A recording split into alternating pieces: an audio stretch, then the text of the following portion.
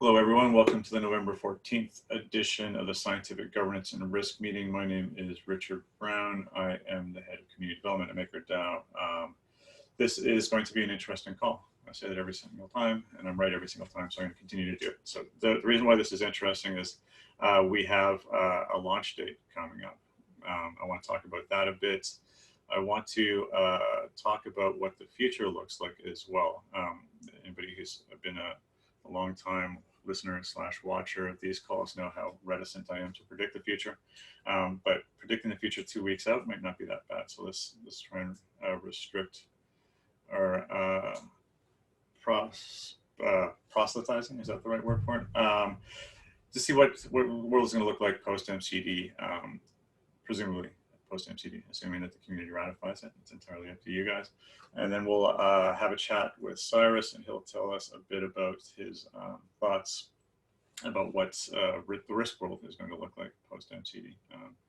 And then we'll open it up for a Q&A session because we have potentially a lot of questions that could be asked and answered in this call today. I'm going to do the preambles. We are enormously interested in hearing from everybody in the call. We need feedback from the community. So if you have a question or a comment, please type it in the chat. Or if you have access to a microphone, please jump right in and ask away. We don't mind being interrupted.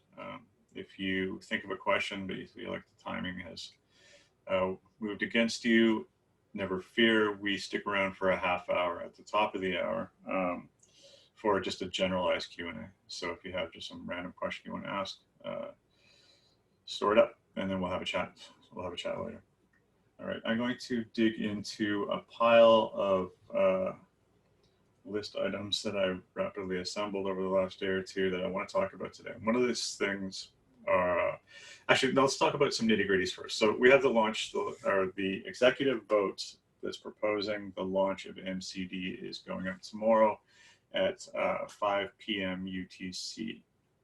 This is going to be an interesting vote, not only because it could potentially change the face of DeFi, but it's also interesting because we have a new mechanism that's been built into this vote.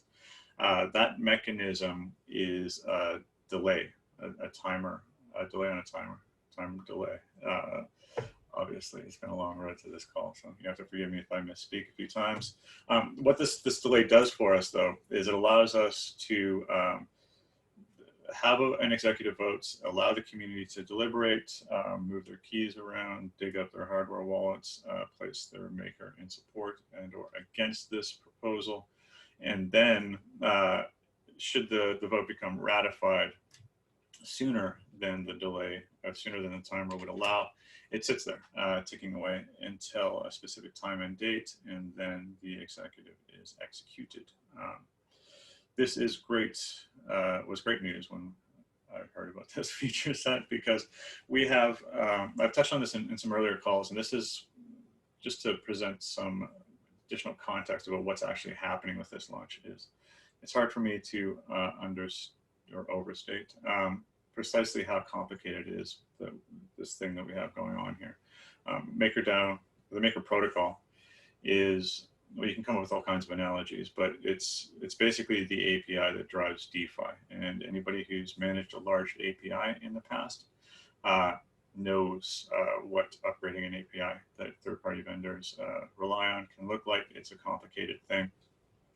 Not only do we have this underlying protocol that other ecosystem actors rely on, we also have a series of properties, websites, and tooling that rely on that protocol. And there are numerous, some would say countless, is very wrong, but there's a lot of other third parties out there, from analytics tools to DeFi insurance tools. It just goes on and on and on that require that are built on our protocol. So coordinating a launch like that is fantastically complicated, and we can't have a launch date that's indeterminate. That's a little too much to ask. So what we did is we're leveraging this tool where there's a delay built into the executive, and this is the way it's going to work. Tomorrow at 5 p.m., the executive goes out, the community can vote. Should that vote be ratified before Monday, the 18th at 4 p.m. UTC. It will be held in a queue, and then it will go live at exactly Monday at 4 p.m. UTC. Which this will give MakerDAO, sorry, the Maker Foundation, the DAO, the protocol, and the wider ecosystem an opportunity to plan ahead, and so everybody can get ready and they can all press their big red buttons at the same time. This is as close to a definitive date as we're capable of providing, because this is what the community owned. This is what a DAO looks like. You know, you can't control everything, and so this is the middle ground between having a hard launch date and having a very predictable window for a launch date. So that's going to be an interesting tool that's being brought to bear, which we might actually be using in the future. It's interesting if you think about what could be done with a timer with these executives, and so that's something that we'll probably be seeing again, I believe. Yeah, Rich, do you want me to add a little bit? Sure. So there's no, like, it's not going to go into the queue and sit there. Yeah, what'll happen is we actually have to hold the hat until for UTC on Monday. So that's how the current spell is going to be crafted. Yeah, thanks for the clarity. Actually, I have a tendency to use euphemisms, but I forgot that this is a sophisticated crowd, so perhaps I shouldn't be doing that. What I want to talk about now, though, is what the next few weeks are going to look like for the governance community. And this is going to be a tough one because I cannot tell you what the next few weeks are going to look like. What I can tell you is that we're going to need to do some learning together, and this is going to be actually quite interesting to me. What I want to do is encourage the community, and I'm going to post all these thoughts into a forum thread this afternoon, and then we can iterate together. But what I want to ask the community to do, and particularly the stakeholders in this call, is to help the foundation evaluate exactly how governance works. And what this is going to be a great opportunity, sort of after the dust settles, to have a look at our tooling, have a look at, well, actually, let's run through a bit of a list here. So post MCD, we're potentially going to be dealing with more parameters than we have in the past, and I'll let Cyrus speak specifically to what those parameters are. But we're coming from a world where we have this weekly stability fee vote, and we've sort of evolved around the requirements of that vote. We're moving into a two-universe world where we have that size stability fee, we potentially have a die stability fee, we have DSRs, we have debt ceilings, and all the rest. And we need to start thinking about some of the things that we've internalized and making sure that those processes work for us in the future. What I would like for us to do as a group is start re-asking some of these longstanding questions and bring them to the fore again. We have some empirical data now that we can start looking back towards, and we can start thinking about back testing or creating some models, but we can start really digging into whether weekly cadences work for us. If it does, let's keep on doing it. If it doesn't, let's figure out what a more appropriate cadence looks like. Let's think about how we validate the decisions that we've made in the past too. And I think that this is going to be a great opportunity for us to be able to look.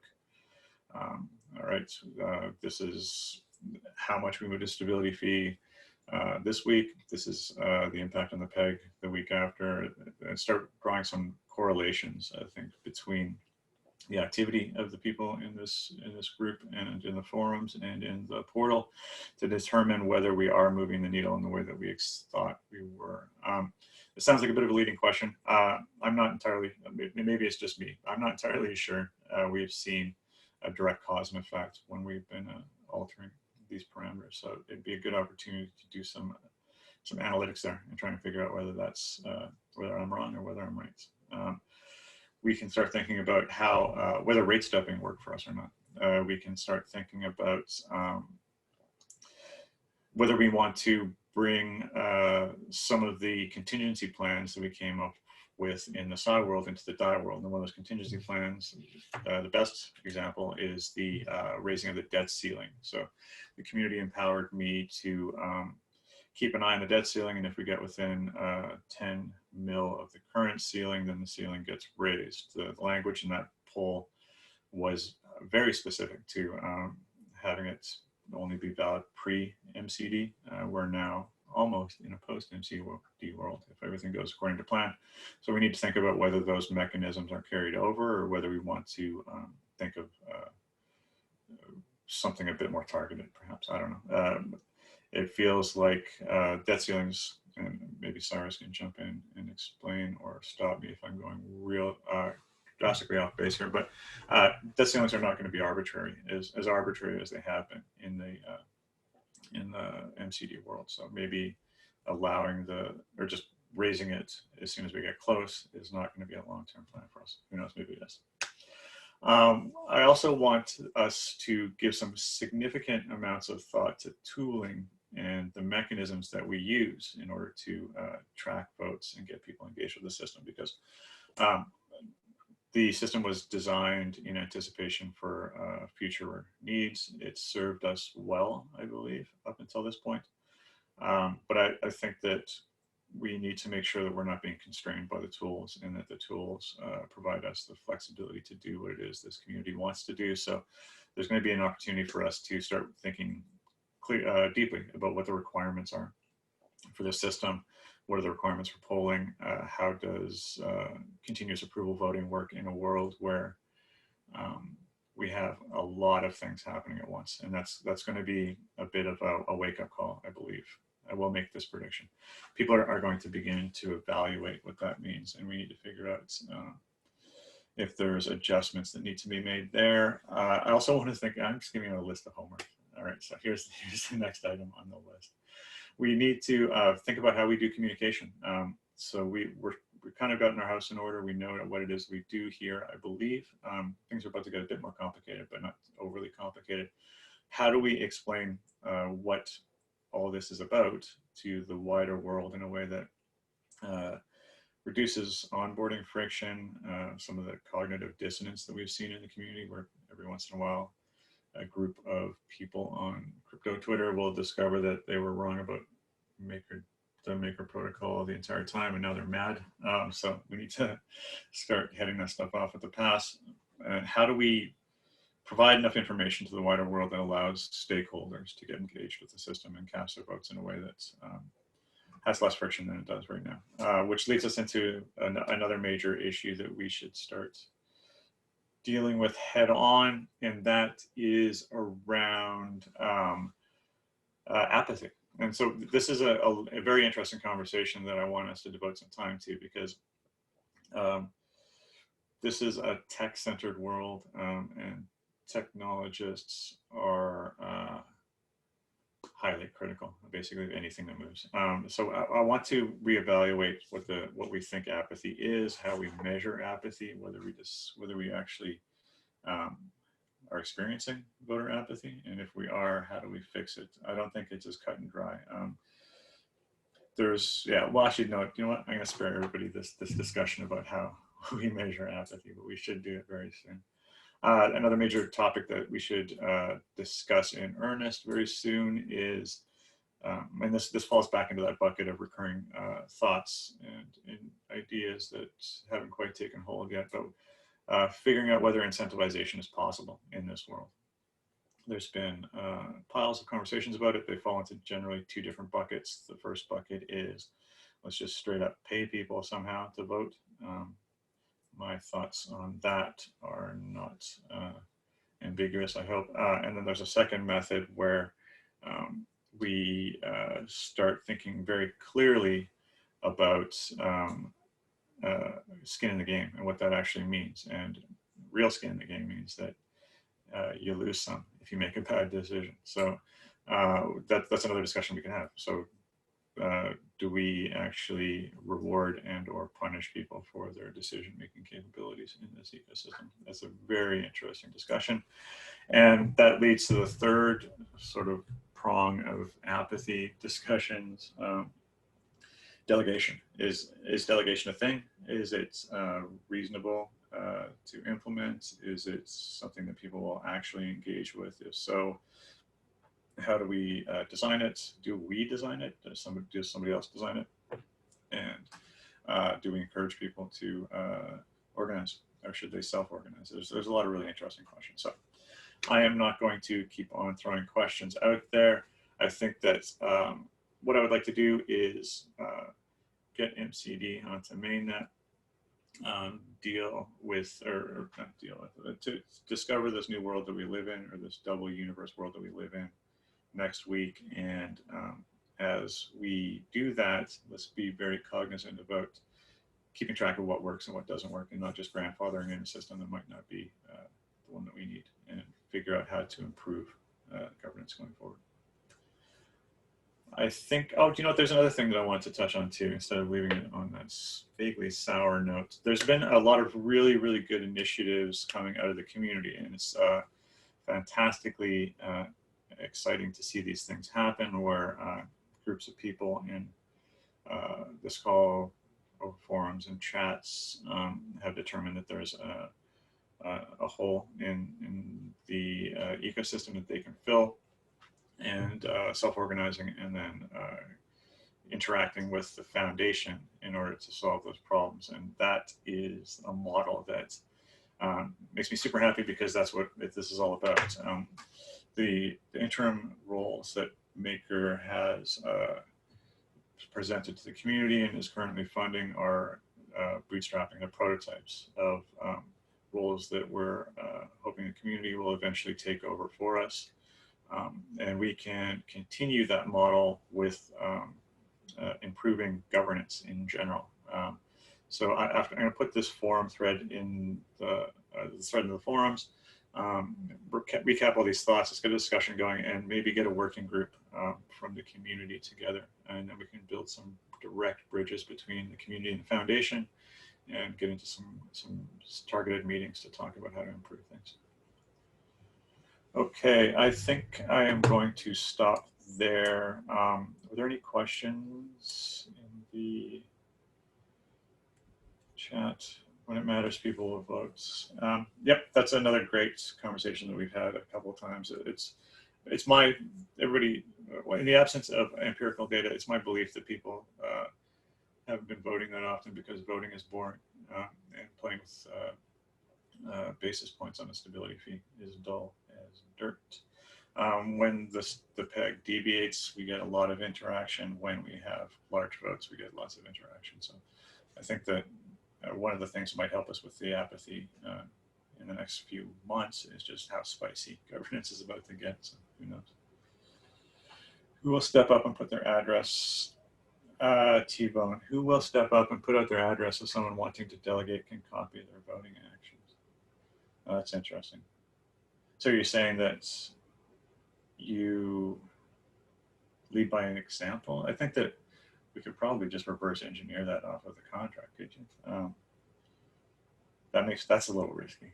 So this is an interesting conversation for delegation. Is are we going to, as a community, are we going to be moving that much farther ahead? If and T-Bone, I'm not calling you out because I've seen your chats and I know you're super smart. But let's assume for a second you weren't. The intention was, do we just copy somebody else and just hope that they're thinking about stuff? And that's one of the risks with delegation, and that's one of the reasons why it's an experiment, and experiments make me nervous with governance, and that's why I don't believe that we need to bake this into the core protocol. That I am very excited about trying to encourage the third-party ecosystem to build on this, and we have grants programs and funding available for teams that are willing to do delegation proof of concepts, and then experiment in their little sandboxes, and then we can learn from that. But I don't think that we'll be messing with our core protocol anytime soon. All right, I just saw something about Yang Gang, so that means that the chat is done. So I'm gonna hand it over. Cyrus, you want to pick up from there? Tell us about risk. Sure. Hey, everybody. And yeah, I guess just to add on one thing, I just want to echo my feelings on how complicated governance might get over the next few months, I guess. I think last week we went through about a dozen parameters. And I think this week we're going to go through about a dozen more parameters. A lot of these certainly don't need to be changed on a weekly basis. but some of them might need to be just discussed or thought about every now and then. On top of that, we are getting ready to enter a new era of risk where things will be a little bit more formal, a little bit more deterministic and less arbitrary. Yeah, believe it or not, there are actual methods to calculating debt ceilings and stability fees and all sorts of things. And we will be getting into that just starting the next few weeks, maybe even as early as next week, depending on how launch and the migration goes. We have a lot of cool stuff coming down the pipeline, a lot of interesting research to share. I think not only is it kind of difficult and more overhead to govern in this new style, but I think it'll take a while to even just be absorbed by the community. So I think we're just going to try to release some materials on a weekly basis and just try to engage the community and open things up for discussion. Certainly not forcing anything down on governance. But yeah, that should be interesting to explore. And one of the consequences, though, is how do we fit all this stuff in? Do we need a separate governance call? Do we need an additional governance call, or do we need a separate one that has an entirely different theme or different audience? How do we align voters? How do we keep track of all the different parameters? These are all pretty much unsolved problems at this point. So we'll see. But for today, I have a super short presentation on the remaining system parameters that were part of the initial launch parameter set. So I'm going to go through those. Hopefully it shouldn't take too long.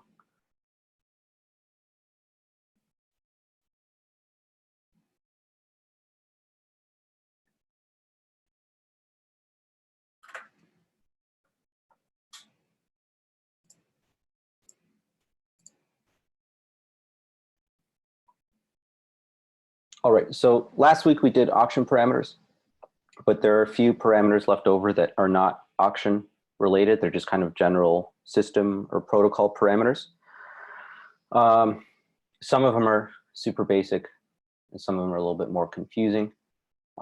So there is a global stability fee parameter, which is separate from the stability fee that you apply on an individual basis to each collateral.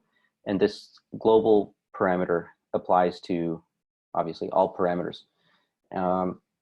This can be useful if you want to increase every collateral's stability fee up or down. Use case might be to offset the cost of the DSR. So if you increase the DSR by 1% and you wanted to make an equivalent offsetting adjustment to the collateral types, you wouldn't have to go in and do that on a case-by-case basis. You could just change the DSR and the global stability fee. For launch, this has to be 0 because we don't want the migration contract to accrue stability fees as users deposit Psi and borrow DAI against it. Post-migration, I think this will still be a little bit tricky. Several months ago, we talked at length about certain collateral types kind of stepping on the toes of other collaterals and maybe pricing them out. And this global parameter would not be conducive to fixing that. So we're going to kind of have to see how the DSR shakes out and how monetary policy shakes out in a multi-collateral world, and then slowly get comfortable with changing global stability fees. The global debt ceiling, similar concept. So each individual collateral has a debt ceiling, but there's also a global cap for the protocol. So if you have 3 individual collateral types with 50 million each, but the global is set to 100, then you can't have, then certain collateral types might be disallowed because the global ceiling has been hit. So this might be interesting in a case where the community is indifferent between two collateral types. They just don't want to have both in there. So you may be able to tinker with these numbers a little bit. Similar to the stability fee, I think this one may be a little bit confusing if you have too many different collaterals. So this is another one that we should kind of approach slowly. For now, though, the global debt ceiling is just the sum of the individual collateral types. The surplus buffer. So the surplus buffer is where stability fees go prior to being auctioned off in the surplus auction. And the lot size, I believe, for those auctions was 10,000, which means that every 10,000 accrual of stability fees, there is a surplus auction. But you can set a buffer in there where the auctions only trigger above that buffer. So community can say, we want to have a certain amount of reserves for the system, and this could be for various reasons. One is the stability fee funding that gets talked about from time to time. Another is for it's kind of an important tool for risk management, for being able to absorb bad debt prior to going to MKR inflation. There's a few, there's a particular game theory issue when it comes to emergency shutdown and what happens to this buffer that is a little bit confusing. And so it's not entirely clear, at least to me, that it's safe to have this number be enormously high. But I think having it set to a couple 100,000 where you can absorb maybe smaller losses and potentially think about what we might start doing with the buffer going forward could be useful. So I think the parameter is set to 500,000. So surplus auctions wouldn't trigger until 510,000 of stability fees are accrued to the system. Any question on that one? I think that one was a little bit confusing. I was kind of wondering like if that sort of thing was in the system, so it's kind of cool to see that it is. Yeah, there is a buffer. It's yeah, it's kind of almost like a discretionary account for MKR holders, but I think there's a lot of discussion and work that needs to be had before it starts getting used as such, because it is multi-purpose, and there are some risk considerations there. So we will, and of course the other issue that I mentioned. So yeah, we can get more into that later. Okay, the debt auction delay. So when a CDP is bitten, let's say it has 20,000 of DAI debt, that 20,000 would that 20,000 does immediately get sent to that account for where bad debt gets collected for MKR inflation, and then post auction, once the DAI is collected, it would then get sent to that same bucket and erase the and wipe out the debt that was just put there. So there's an issue where if the DAI debt is higher than the threshold for a debt auction, then it would trigger immediately before the auction has even had a chance to complete. So essentially you want any potential debt auctions to occur after sufficient time has been allotted for the collateral auction to complete, which is a bit tricky because you can't really know how long it would take a collateral auction to finish. The max is set to 3 days, but 3 days may not be particularly appropriate for the delay because we are almost sure that the auctions will never take 3 days to complete. And you could envision a scenario where there's a huge bad debt in the system that needs to be bailed out. And then there's 3 days of kind of maybe a socially awkward situation where the debt is just sitting there and could cause a little bit of some social issues where people are wondering why the debt isn't being bailed out. Could cause some confidence issues. So we dropped this by a day to 2 days. Additionally, with extremely large CDPs, they could take a few days. They may take a day or more to completely finish their auctions.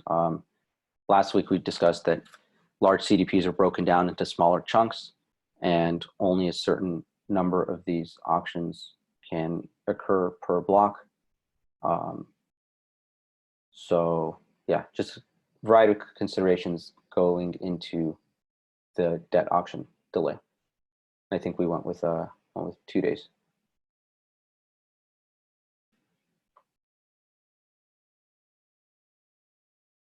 Any questions? Where's my chat?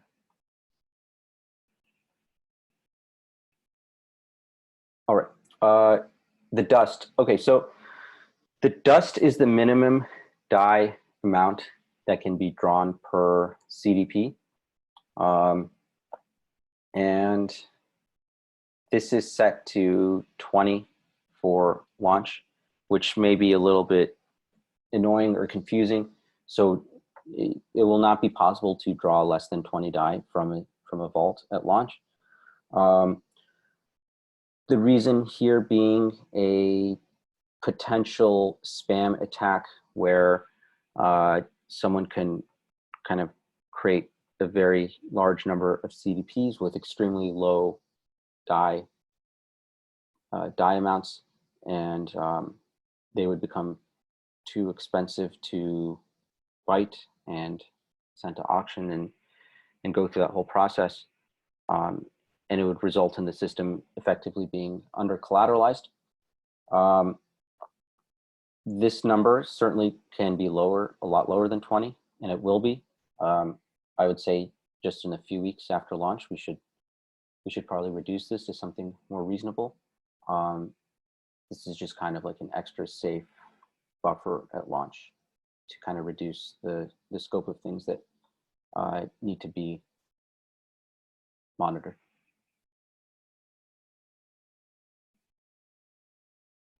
Yeah, this of course, I can already anticipate some UX issues with the dust and complaints from people who are obviously not aware of this restriction.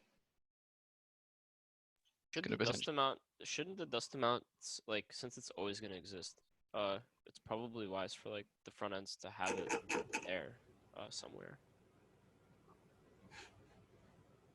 Yeah, sure. Is there anyone from product on the call who can speak to that?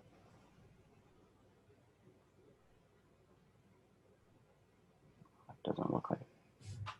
Chaser, you had your hand up in the chat. Did you have a question you wanted to ask? Yeah, maybe this is already mentioned, but how is the surplus buffer financed?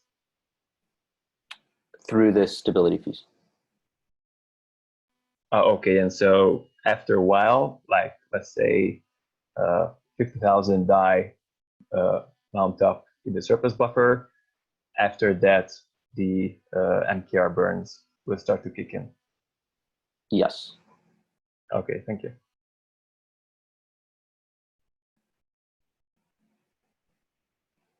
Okay, just a few more. So governance security module is the delay between governance approving a vote and when the changes are actually applied. Our head of engineering, Wouter, spoke about this at length, I think 2 weeks ago. So if you're interested more in about the details here, check out that recording.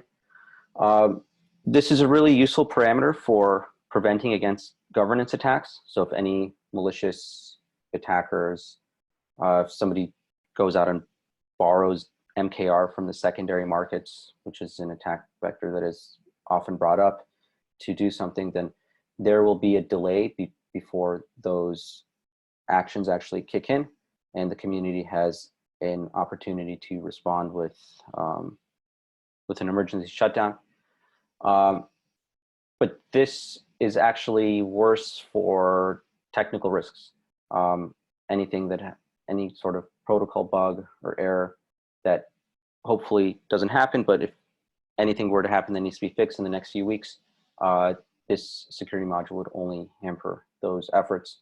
So the delay should be set to 0 at launch, and then kind of once we're out of the weeds, we can start to increase this to, this could be something like a few hours, and then I think as the system gets more and more ossified, I've heard people suggesting this number could be as high as a week or a month or something. So that'll be an interesting discussion when we get to it. Emergency shutdown delay is the amount of time after emergency shutdown is called, from after which you can actually redeem your DAI for collateral. I think the only consideration here is that we make sure that all the auctions that are in process have ended. So that's why it's set to 3 days plus an hour, because the max auction duration is 3 days. The emergency shutdown threshold for actually triggering emergency shutdown is 50,000 MKR. I think this number is probably going to, I think it should start a lot of discussion, and it's something that we should reflect on frequently and from time to time, because I think this number would necessarily need to change over time, and it is an important parameter. I think intuitively, people's first reaction is this should be set extremely high, such that no attacker or no one can kind of arbitrarily trigger emergency shutdown. Right, 50,000 may seem a bit low at first. It's only 5% of the supply. The counter argument though, is that this number isn't designed to make it difficult to achieve. It's actually designed to be small enough where if we need to trigger it for any reason, it can be fairly easily attained. I think there's certainly a lot of confusion over the mechanics of emergency shutdown, and I don't blame them. I think one of the considerations here is that the MKR in emergency shutdown is burned.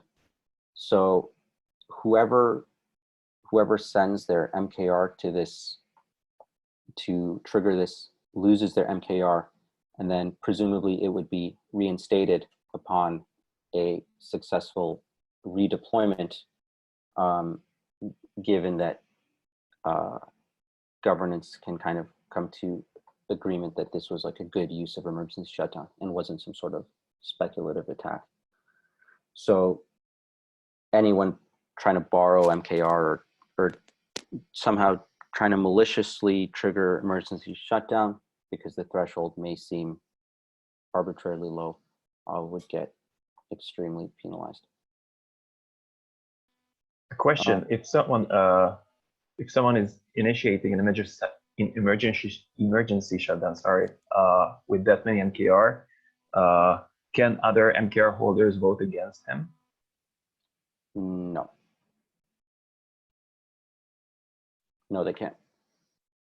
All right. And in fact, this threshold just builds up. So yeah, so this is kind of like a running tally. Anyone can start to trigger this whenever, and then just whenever the threshold is reached, it can be called. But as far as I know, there's no way to kind of counter the tally. Yes. Similarly, in that vein, if somebody accidentally deposits like a bit of MKR there, like over time, maybe over like let's say over 10 years, emergency shutdown never actually happens, and like just accidentally you see like slowly but surely approaching. We could always raise the threshold, right, to counteract that instead of actually like removing it or anything like that. So we could change that threshold through a vote. Yeah, certainly. So This is a that seems like tunable the mitigation. parameter. So just for a couple of points of clarification there, this is actually not a tunable parameter in the sense that we can change it in the emergency shutdown module. It has to be deauthorized, and then a new module gets launched with a different threshold, which That's good to know. is the way that, to Chaser's question, governance could combat the accumulation of MKR in the emergency shutdown module is by deauthorizing the emergency shutdown module before it gets fired.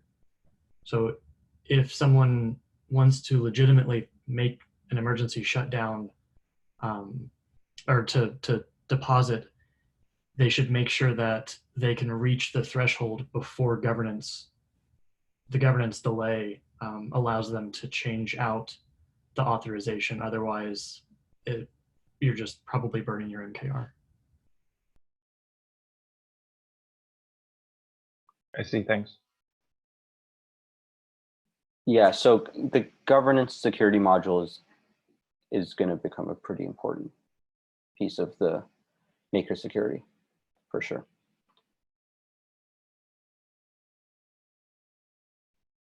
Any more questions on emergency shutdown?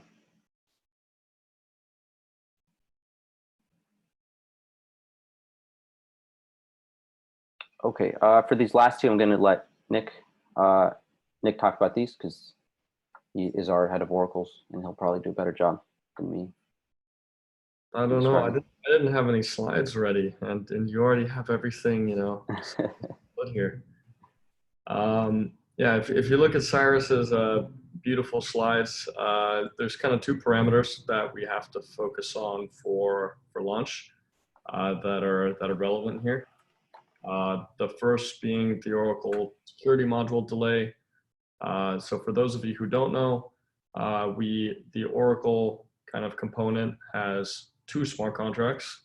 The first is called the medianizer, and it just kind of takes the median of all the feeds, and that's kind of our price. And the second is what we call the Oracle security module, or OSM for short.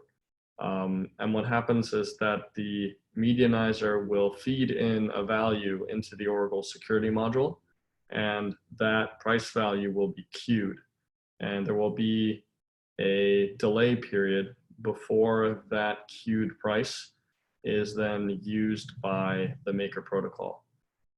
This is kind of as a defense mechanism in case that there is an Oracle attack. Right, so it gives us the delay period to react to, perhaps, freeze that particular OSM to make sure that the malicious price doesn't affect the system. At the same time, right, the Oracle security module delay is kind of latency that we're adding to the sensitivity of the price, right? So we want to have it long enough that we do have a substantial buffer to react to any funny business, while at the same time not keeping it too long, right, where we add risk to the system, not being able to kind of trigger liquidations in time. So the value that we're looking for that is 1 hour to launch. The next thing is the Oracle feed quorum, right? So how many feeds do you need to come to agreement, come to consensus on what the price is? So there's a couple things at play here, right? So if you have a quorum, right, which is some subset of the total number of feeds, then the median value of that quorum is the price that is going to be used by the medianizer, right? So if you can effectively manipulate that median value in that quorum set, then you can launch, right, a price attack, right? So let's start putting real numbers to this thing. So we have a total of 20 feeds in multi-collateral DAI. It's the 15 original feeds that we had in Oracle's V1 and single collateral DAI, plus the 5 DeFi projects that were voted in as live feeds for a total of 20. So the quorum value that we're thinking of is 13. So with 13, here's the reasoning why. So if you have a quorum of 13, that means to manipulate the median, you need 7 kind of malicious feeds to participate in a price attack. Now, on the flip side, there's also something called a censorship attack. In this case, kind of an oracle is unable to reach quorum. So if you take the total number of feeds 20 minus the quorum 13, that means it costs 7 feeds to launch a censorship attack. And effectively what that means is that whatever price the oracle is currently reporting, that's kind of the price that the system is stuck on. Now, someone may be asking, why is the cost to launch a censorship attack, lower, at 7 or at 8 than it is to launch a price manipulation attack at 7?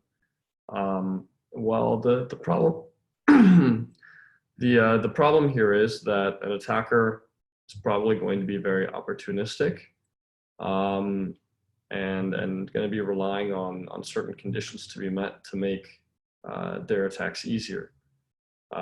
So let's say that even one feed kind of goes offline, right? So now instead of 20 feeds, you only really have 19 feeds submitting prices. All of a sudden, the censorship attack requirement drops by 1, right? Because now you don't need 8 malicious feeds to stop posting prices anymore. You only need 7, right? And so on and so forth, right? And so until we see and have some empirical data that the feeds are rock solid stable, to the point where you'll never have more than 1 feed offline at, even the worst moment, and you can empirically prove that, we should be quite conservative with this. So yeah, that's kind of why the quorum value of 13 is preferred. There was another value we considered, which was 15. So with 15, a quorum of 15, you'd need 8 malicious feeds to launch the price manipulation attack, but then the censorship attack requires only 6. And if you write, as soon as one goes offline, then it requires only 5. So those kind of values can drop real quick. Yeah, but that's it on my end. Actually, Nick, we had a question for you. I'm going to read it out. With the volatility of ETH and the future MCD-approved assets like BATs, what's the response to the argument that the 1-hour Oracle security delay lag time may not be appropriate, comparable to single collateral DAI oracles updating every time the price of ETH fluctuates? Well, I mean, there's different risks here, right? There's 2 things. One is I know what the current value of the OSM is, and I know what the queued up value of the OSM is, right? So people can actually see that they're going to be liquidated in 1 hour, right? And then close their positions, right? So in that way, it's actually a risk mitigating type of deal, right? Instead of adding risk, right? Because we actually have less liquidations, right? So we don't take on the liquidation risk, right? That we're not going to get enough capital back to pay off the principal. Now, the other thing is, right, that we don't liquidate in time. Well, the thing is, with the auction parameters as they are, adding an extra hour really should not have that big of an impact. given that the risk parameters should already have a healthy buffer, right, in terms of collateralization ratio. So essentially, the Oracle's security module delay has already been kind of priced, well, not priced in, but baked into the risk parameters that we assign.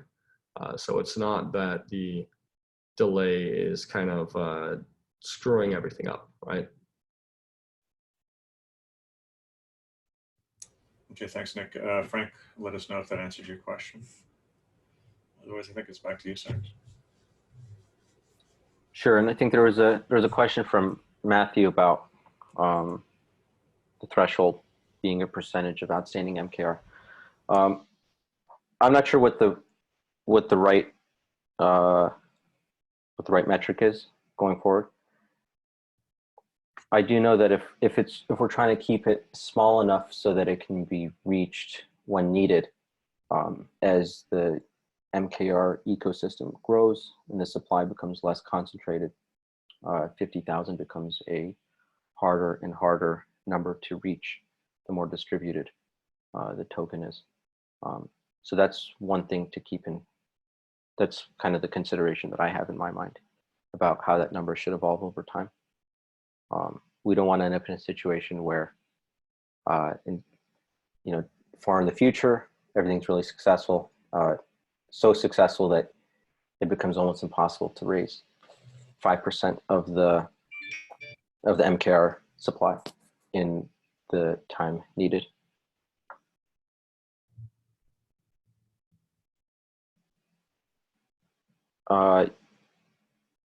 Where can Lawson says, oh, okay, links posted. Okay, that's it for me for system parameters. At this point, we have covered every launch parameter that is kind of a governance decision. So cool. All right, we're approaching the top of the hour, so I'm going to hand it off to our two special regular guests, LongForWisdom, to talk about governance at a glance, and then we'll hear about the state of the peg from Vishesh. We're also going to we will be hanging around for another 30 minutes. So if you asked a question and or thought of a question and get a chance to ask it, please hang around and we'll have a generalized Q&A right after these next two segments. LDubs, LongForWisdom, do you want to take it away? Yeah, absolutely. Okay, so this week in the forum, we've had sort of some scattered discussion over a couple of threads, but a couple sort of stick outs. So we have an official welcome thread now after MakerMan joined. So if anybody wants to introduce or talk about themselves, even if you've been here for a while, there is a good place to do it. So obviously we also had Cyrus's post about how he derived the auction parameters, which he's discussed. Well, not today, but this was discussed previously in these governance calls, but it's also now written up on the forum. Actually, can I jump in for a quick second? Yeah, for sure. Yeah, so after last week's call, posted kind of a written version of the auction parameters, and there will be a written version of today's system parameters as well, today or tomorrow. I've already gotten some good feedback on the auction parameters, challenging a lot of the assumptions, and I expect the same for these. So I just wanted to reiterate that these are obviously just early, safe defaults, and as more data becomes available, we will certainly be fine-tuning all these parameters. That's all. Cool. So those are the main discussions. Let's see what else. Oh yeah, so Scotchpreneur has been working on a new forum theme. I posted a thread in the forum showing off some screenshots and looking for feedback. So if anybody cares deeply about what the forum looks like, they can go in that thread and talk to him. And I think that's most of it. There's some sort of scattered discussion elsewhere, but nothing sort of major. All right, thanks for that, Vishesh. We're going to hand it off to you, I think, so you can dazzle us with some graphs. I'm really looking forward to see what this cipher looks like post MCD launch. You get some more graphs to build in. Yeah, and we're done with risk modeling stuff. Okay, so just gonna touch on the debt ceiling was raised. Post raise of the debt ceiling, there was a few more draws, bringing us up over to about 102 million, which is good that there wasn't just a sudden explosion in supply post raise, because then that really would have been evident of a lot of hoarding behavior and potentially would have damaged the pegs. So I think that was something important to watch out for. But yeah, a few more draws, a few small wipes as well, kind of leveling out to just a small increase in supply. Overall, the peg for the last 7 days has been pretty smack dab on $1, with relatively small trading volumes. And then for the last 24 hours, very similar, but again, small trading volumes. So not much DAIs moving around on the decentralized exchanges, despite the fact that there was a pretty significant increase in supply not even 2 weeks ago. So that's going to be something interesting to watch, is what happens to that DAI. It seems people are still just holding on to it. So we'll be curious to see. As far as the secondary lending platforms, so with the 5% stability fee, the compound supply rate had come down quite a bit, but the borrow rate had come down slightly as well to just below 10%, which is not insignificant drop from where it was at a week ago at roughly 11.8%. And then the DYDX borrow and supply rates have kind of just held steady. So looking at the volumes, the compound borrow volume has come down a bit more since the 5% drop. And the supply volumes have also come down a little bit since that drop. So what's interesting is, though the total supply has come up quite a bit, there's also been some refinancing of those positions net over from secondary lending platforms back over to Maker. Additionally, like outside of just the amount of refinancing, it seems that the total borrow volume is just net dropped on compound at least. DYDX has dropped slightly, but not quite as significantly, because on November 4th, we had about 21.8 million in borrow volume from compound, and then now it's down to about 13.4. So it will be interesting to see if this continues to drop further, or if this is just kind of the new steady state, and there was about 8 million that was just moved over from compound to Maker. But yeah, with those changes in supply, the excess on compounded net gone up, which means that the utilization had stayed down, now below, or dipped slightly below 40%, which is a pretty low utilization level, leading to that drop in rates. So it'll be interesting to watch, because as Maker migration shakes out, the rate differential between the stability fee, DSR, and borrow and supply rates on secondary lending platforms should theoretically be pretty impactful in terms of how quickly that migration occurs. So watching these rates, I think, will continue to be an important data point. I'll pause for any questions.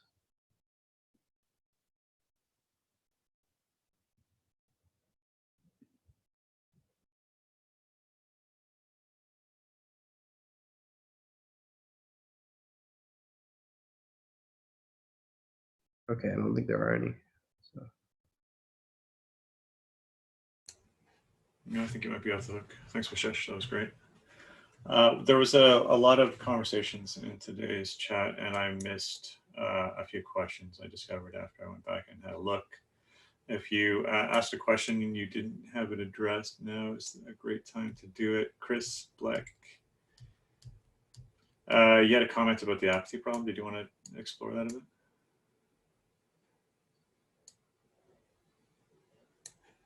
Sorry, did I force you to scramble for a mic?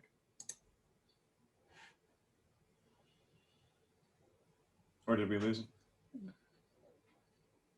Oh, we might have lost him. All right, so there's an interesting question here that's, I like hard questions. So Chris suggests that a big part of the apathy problem is around which decisions the foundation makes on its own versus which decisions are finally put to a vote. And that's a great conversation. We should have it. And I touched on a pile of questions at the top of the call that we need to address as an eco, or as a community. I shouldn't get too grandiose here. As protocol shepherds, maintainers, whatever we're going to call ourselves, which levers get exposed to the community and when and in what order and how they're managed is basically essentially what this is all about. That's what gradual decentralization is. It's baked into our DNA. It's in our foundation principles. It's a huge deal. So I don't necessarily agree that apathy is around which decisions, but maybe I'm not understanding the question. But ultimately, as we re-audit this process, figure out what governance actually means, how it works, the best ways to do it, what tools we need to make it happen effectively, that's the thing that opens the floodgates to more levers. Or understanding that, yes, this is where I get philosophical, or understanding the concept of levers, because it could be that we find out that exposing 50 different parameters to the ecosystem and asking them to work that board might be unrealistic, and maybe just the community doesn't want it. So who knows what the future is going to hold. So it's a great discussion though, and I'm looking forward to having it. Does anybody else have any hard questions? David, did you see anything that I might have missed? No, we're having a conversation about the Oracle price delay and if that has any kind of risky scenarios or attack vectors. And the only real one is, as Cyrus and I both pointed out, the idea if the collateral is crashing, you know, and you have that hour delay where you can still draw die based on like the higher, you know, you could just draw more die before it actually crashes, right? You're incentivized to draw that die if you know you're going to get liquidated, but like there are mitigations there because you still get charged the liquidation penalty, and at the same time, yeah, I don't know. All right, so let's bring this chat into the call because it sounds interesting. So Rando Hash, great name. I made that up for you, actually. If you have access to a mic, feel free to jump on in the next 2 seconds. If I don't hear from you, I'll answer your question for you. So the follow-up question was, can you explain how the delayed price oracle could destabilize the system? And Cyrus, you had a response to that? Right. So if the collateral price crashes, then, and you know your collateral's worthless anyways, the user may as well draw as much die as possible before the price kicks in. That's just a trade-off of having the security of the OSM.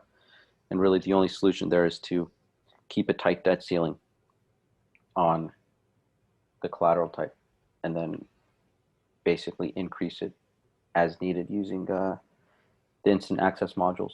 For example, if there's 50 million of empty buffer in the debt ceiling, then that's just unnecessary risk to the protocol from the Oracle security module. That's interesting. I hadn't considered that. I have a fairly naive perspective on what the debt ceiling is for. I think it's mitigating liquidity risk, but I suppose that this is potentially another reason why empowering the governance facilitator to just simply bump the debt ceiling every time we get close might not be a great idea, or at least not as sophisticated as it could be. Well, no, this is more like if we know we want our total max debt ceiling to be, say, 200 million for ETH, yeah, we wouldn't just hard code that into the protocol today, because we wouldn't be anywhere near there. And then if ETH were to crash, then users would draw up to the maximum 200 million DAI, which is completely unnecessary risk for the protocol. So it sounds like the more sophisticated solution is having a maximum buffer and a minimum buffer, right? Or like just have some Something target like that, buffer. yeah. Yeah. Wouldn't those use cases only like make sense when you know that the price is crashing by more than whatever your buffer is above 100% collateralization, right? So if you have CDPs that are 200% collateralized, it would only make sense to engage in that kind of behavior if you know that ETH is going to drop more than 50% in price, for example. Right. Yep. That's true. But yeah, but this protects against, I mean, a severe drop is bad enough already, right? Because you may lose all the DAI associated with that collateral, but you don't want to make it worse and lose all the undrawn DAI amount from that collateral as well. Can you actually, Cyrus, can you make a prediction for us? How often do you think that the community is going to need to vote on debt ceilings in the post-MCD world? Is this going to be a constant maintenance item, or how do you? For the community, well, is this before or after instant access modules? Let's call it after. Oh, actually, Well, not before. Who knows? Well, yeah, I mean, after. I mean, I don't know if we've ever talked about instant access modules on the calls before. I don't think we have actually, but presumably there will be a way to quickly and easily make parameter changes as long as they're within a predefined band of parameters. So it wouldn't allow for extreme changes, but if we wanted to change the stability fee by 1%, then it could be done outside of the traditional governance vote. We talked about instant access modules when Wilder came on and presented about the smart contracts. Right. Yeah, we didn't dig into it, and it's going to be a large conversation because it touches on a few hot button topics.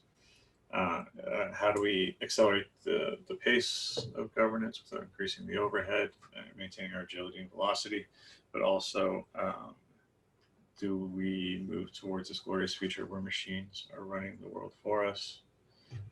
This is sort of like this overlap where setting up a sandbox, presumably created by some models and some empirical data, which allows rapid reactions that shouldn't, that are at least roped off a bit. It's an interesting discussion. Have we talked at all, Cyrus, are you aware of what timelines look like for that? Like when are we going to start talking about instant access modules?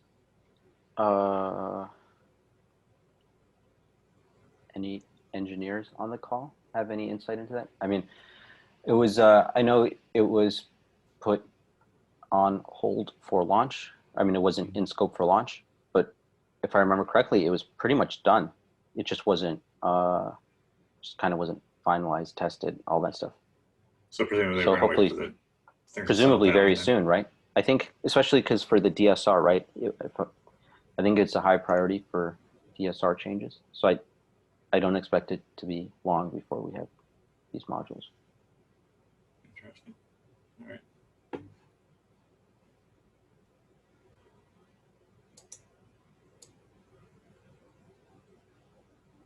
But I guess to answer your other question, before we have those, how often will the community vote on debt ceilings? I think it may be part of the regular vote, to be honest. We'll see. Yeah, this is where I really struggle trying to figure out what post-MCD looks like. How much tweaking and how often? I have no idea. Right? I can't predict.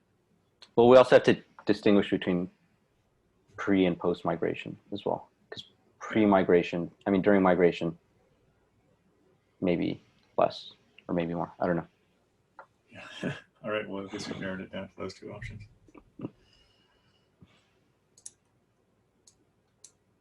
Chris, did you have something you want to say?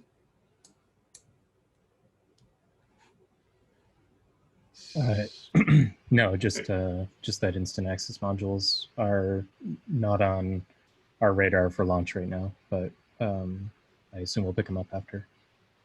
Yeah, I'm hoping that we'll have a bit of a cooling off period as far as releases go post-launch. There's going to be, I think I touched on this as well, but we have to wrap our heads around what dual universe looks like and what the requirements are on us and the ecosystem and we're largely driven by external forces, and we need to start allow for some reactivity to whatever MCD is, and before we start adding some more confusion.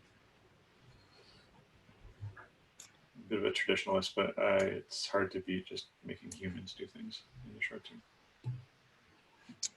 Another thing just to put on governance radar. So we're sort of, building this nice little spell book that'll make it pretty easy to see, the spells that are going to be deployed, and for governance to sort of introspect that code on chain. One thing that we should consider is when we make changes, how many of those spells we really want to like bundle into one giant lump. We've had this sort of discussion casually, but I think there's, possibly governance risk if we split them all out and at the same time, it might change the cadence. So we should kind of really start to flesh out what it is we want to do with, significant discussions on the cadence. If we have 5 different changes, and not everyone wants all those changes, it also makes it harder to sort of build these nice pre-canned spells. So. Yeah, we're running into, that's one of the things that we need to, I think this potentially could be one of the primary flashpoints, I guess, about when we talk about what governance is and how it works post-launch, is that we've been lucky enough to deal with a single parameter world for a long time, and the system that we have works very well with a single parameter world. But people are just, they're going to start developing mental models that don't mesh up with continuous approval voting. So can we split them up? What's the dependency chain between them? Are some of them contentious, other ones are not contentious? Are some of these potentially contradictory? The complexity becomes exponential once every time you add it truly does. Things get very, very complicated. Yep. And then obviously we don't want to split governance on a bunch of different votes in our current system right now, because that'll weaken what we need to get the hat. So we always want to make sure whatever we're doing, we're guarding the hat really well. So it's going to require some thought. Yeah, and which comes back to why I'm so enormously hesitant to predict the future and or build for a world that we haven't seen yet. So that's why I really want to take this opportunity post-launch to audit and evaluate all the processes and tooling that we have as we go, and then keep the secondary track of how do we improve this thing and build up the additional features that we need. It's going to be critical, I think. All right, another call for random questions or comments. Nothing is off the table, so if you have a question, please ask it. Yeah, I have what do you got? Yeah, I got a few questions about the executive vote tomorrow, about the activation of the MCD contracts. I couldn't really find a good source for the parameters of that vote. So how much MKR has to participate in the vote, for how long? Sure. The actual parameters of the votes are included in the 2 polls that are in the voting portal right now. There's the system parameter poll, and then there's the amendments poll, because 2 of those parameters were, one was incorrect and one needed to be modified. So taking those 2 things taken in conjunction represents the end user adjustable configuration parameters of the software package we call the protocol. So that's what people are going to be voting on. How much Maker it requires, this is a continuous approval vote like any other. So it just needs to exceed whatever the current hat is. And if somebody has that portal open, before I get there, they can feel free to chime in. So it has to beat 60K Maker in order to ratify, but I'm sure MKR will be moving from that hat or that exec into the new one, so the numbers shift. So it's the same number as the MKR that has to be overcome for stability fee changes. Correct. Yep. Yeah. Oh, that's interesting. Yep. So there's no external mechanism. This is an executive vote like any other. Yeah, and we're currently building the spell with the finalized parameters for the system right now. So I'll probably drop that in general at some point once it's on chain, so everyone can kind of look at it before you start voting on it. Can you go on the Yeah. forums, please, as well? There's also the caveat that MKR moving from the current standing proposal, as it moves out of that proposal, the threshold for what a new proposal needs to pass is lowered. So even though it's 60K MKR right now, if on the vote tomorrow 20,000 MKR moves, you only need 40,000 MKR to actually be able to pass a new proposal. So it's kind of like a sliding scale as one proposal surpasses the other.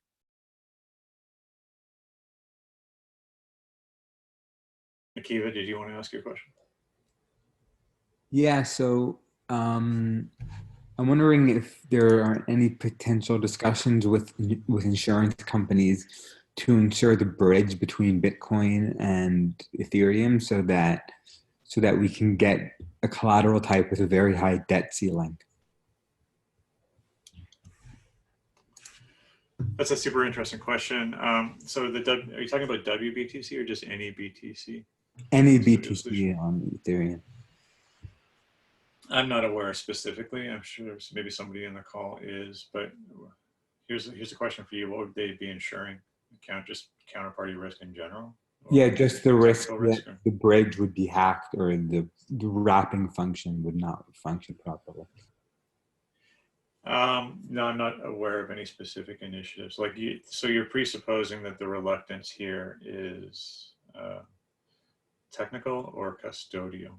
Because from my impression, the main challenges of getting BTC as a collateral type is that nobody's figured out a completely decentralized custodial solution. And the custodial ones they do have are complicated and potentially have some technical flaws. I'm not an expert though, so if somebody wanted to speak to WBTC or any of the other potential solutions. I don't know as much about WBTC's mechanism, but I know that there's a significant amount of sort of counterparty risk or centralization in their approach. There is another approach right now, I think it's TBTC, which has sort of figured out the decentralized bridge model, but they require like 150% collateralization on the Ethereum network, which in a way means that if there's collusion on the Bitcoin side of the network, that whatever we have as collateral would really just reduce down to more Ethereum. So yeah, I mean, I think both approaches that I'm aware of, and maybe there's more approaches out there, but both would require some kind of insurance, because you would really want to make sure that whatever we had as collateral was a sort of decentralized guarantee on actual Bitcoin at the end of the day. Yeah, in the absence of some sophisticated atomic swapping mechanism, that's kind of the world that we live in. I'm not sure that somebody offering an insurance solution right now would mitigate all of those concerns, though. Maybe, I think that insurance is a fantastic use case for crypto, and I'm super excited to see it mature. And Nexus is doing a bunch of cool things, but I'm unaware of any examples of insurance actually being paid out. And I'm not sure what the recourse for the insurance, let alone the collateral that was custodied and the insurance is meant to protect. So it's a whole world of complexity there that I don't know has been proven yet. It'd be an interesting question to follow up with Nexus. I think there's a couple other major players now that are doing the same thing.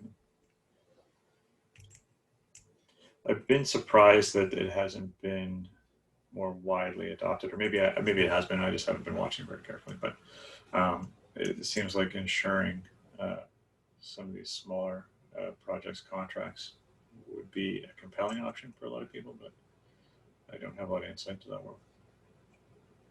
How you would insure potentially hundreds of millions of BTC, though, is an entirely different question.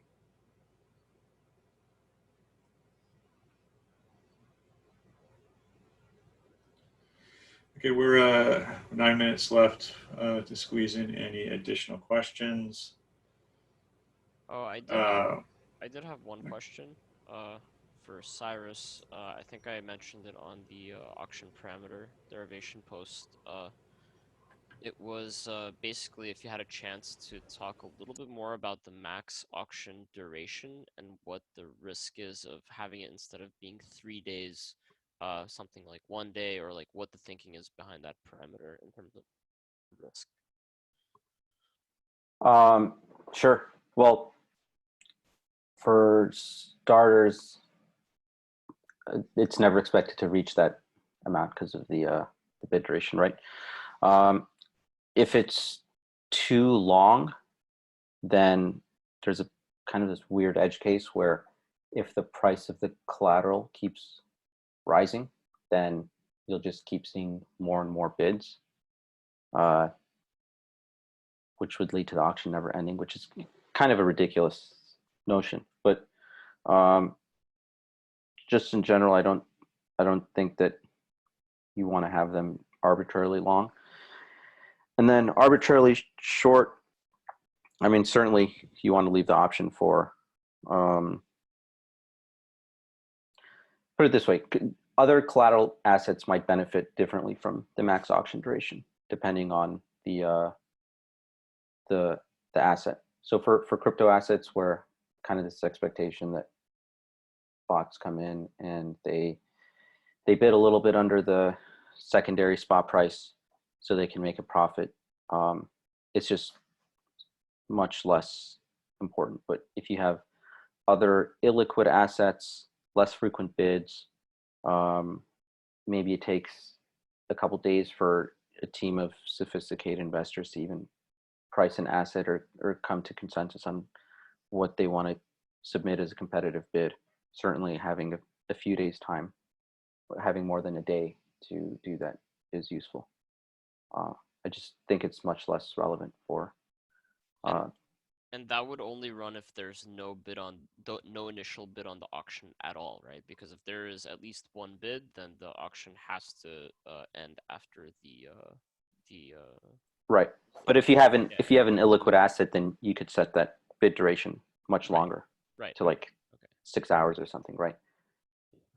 Cool. Yeah, because I was trying to understand that. I thought that basically the one thing is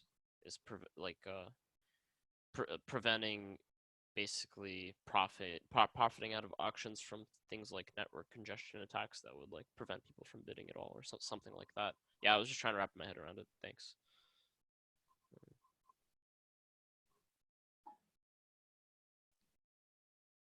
I mean, that is also a consideration, right? Yeah. I don't know if that was written in the post or not, but